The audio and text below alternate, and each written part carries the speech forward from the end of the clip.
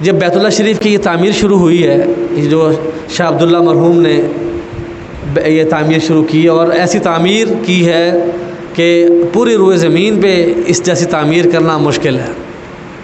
اللہ پاک نے کام لیا ان سے، حجاج کے لیے یہ مسعی بنایا ہے، بیت اللہ شریف کی توسیع ہے، جمرات بنائے ہیں۔ جمرات جو حج کر کے آئے ہیں ان کو جانتے ہیں، جنہوں نے پہلے حج کیا اور جمرات میں اب حج کر رہے ہیں وہ جانتے ہیں کتنا بڑا منصوبہ بنایا ہے۔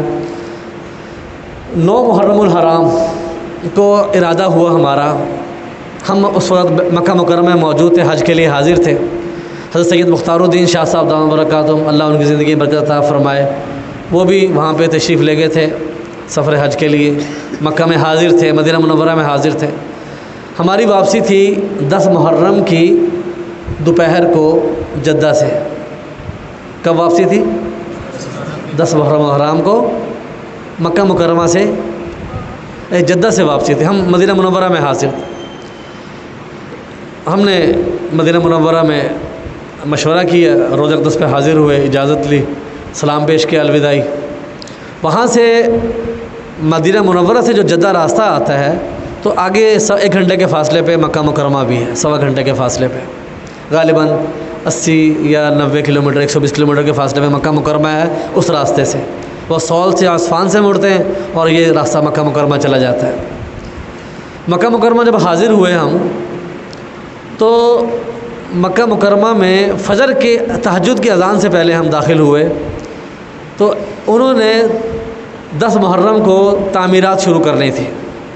پورے بیت اللہ شریف کو انہوں نے گتے اور لکڑی کی دیواروں سے چاروں طرف سے بند کر دیا تھا۔ اور جب ہم داخل ہوئے تو ہلکی لائٹیں تھیں، ہلکی لائٹیں۔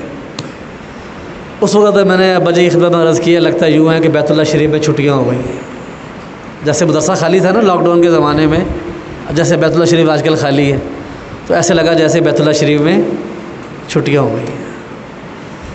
تو وہ آخری موقع تھا جب ہمارے والد صاحب، ہماری والدہ صاحبہ نے جی بھر کے حجر اسود کے بوسے لیے، جی بھر کے بوسے لیے۔ لائن میں لگتے تھے طواف کر کے، پھر لائن میں چکر میں، ہم نے چکر ہی ایسے پورا کیا لائن میں لگ کے، لائن چلتی جا رہی تھی، ہم بوسے لیتے جا رہے تھے، گویا کہ ہم نے 7 چکر میں شاید 7 بوسے لیے ہوں۔ یہ زندگی کا ایسا طواف تھا، تھوڑے سے لوگ تھے، بالکل تھوڑے سے لوگ۔ اذان تہجد ہوئی ہے، اس کے بعد پھر لوگ آنے شروع ہوئے۔ حاجی جا چکے تھے، مکہ مکرمہ والے لوگ ابھی آئے نہیں تھے، بس چند، گویا کہ آپ سمجھیں کہ 100-150 لوگ سے زیادہ نہیں ہوں گے، 100-150 بھی زیادہ بتا رہا ہوں میں، بڑا مزے لے کے۔ تو اس موقع پہ یہ 10 محرم کا دن تھا۔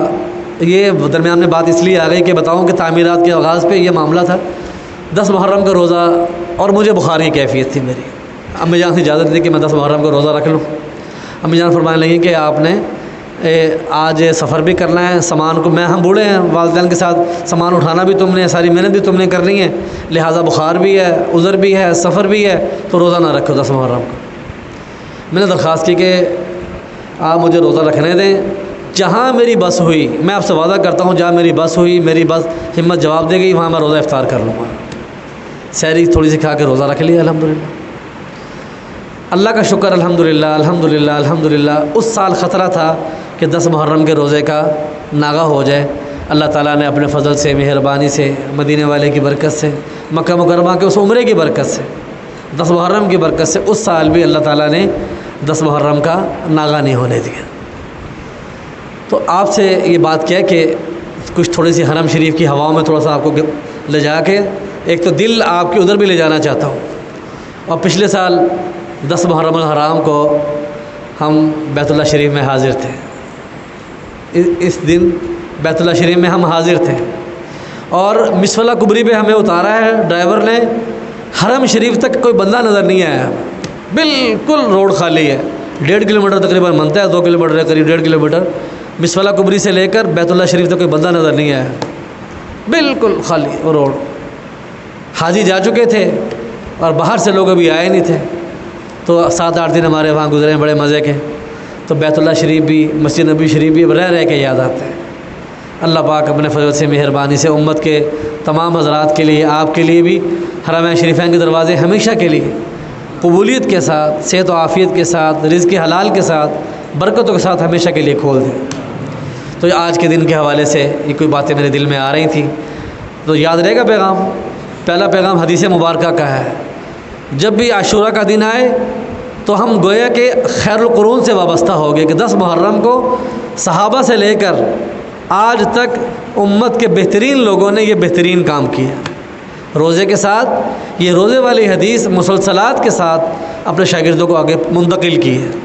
تو خیر القرون سے یہ کام شروع ہوا، تو آپ اس کو انشاءاللہ سنبھالے رکھو گے۔ آواز پیچھے سے آواز نہیں آئی ہے، سنبھالے رکھو گے اس کو۔